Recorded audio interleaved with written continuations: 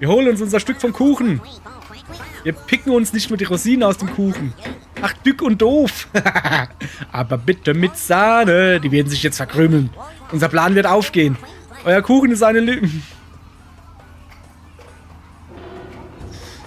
Wenn der Kuchen spricht, haben die Krümel Pause. Der Stolli. Ey, haben wir es jetzt bald mit blöde Kuchen-Wortspiele? Schon hol ich mein Bäcker-Wortspiel raus. Und dann müssen alle leiden. Hä, was? Was her ich da? Ihr wollt mal geiler Bäckerwitz her? Sind ihr euch doch sicher?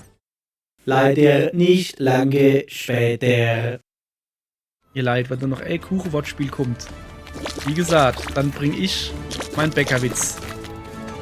Aber der ist schlimm. 247 Sekunden später. Grüß dich, ich bin die Gründerin des Goldenen Mutterkorns. Schnecki, du hast vielleicht schon von unseren guten Häusern gehört. Ich warne dich gleich, ich gehe ganz in meinem Metier auf und ich mache liebend gern schlechte Wortwitze mit Brot. Ich. Also, die Wortwitze. Diese Revolte ist ein hartes Brot. Den Motten ihr Mehl wegzunehmen ist eine Sache, aber was ist mit uns?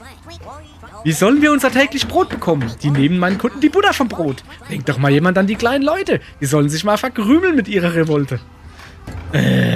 Okay, ihr wollt mal ein krasser Bäckerwitz hören, den ich selbst erfunden habe?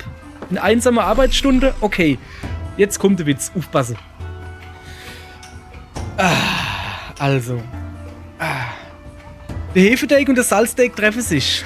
Der Salzteig sitzt im Rollstuhl. Sagt der Hefeteig zum Salzteig: Hey Salzteig, warum huckst du im Rollstuhl? Sagt der Salzteig: Ich kann nicht gehen.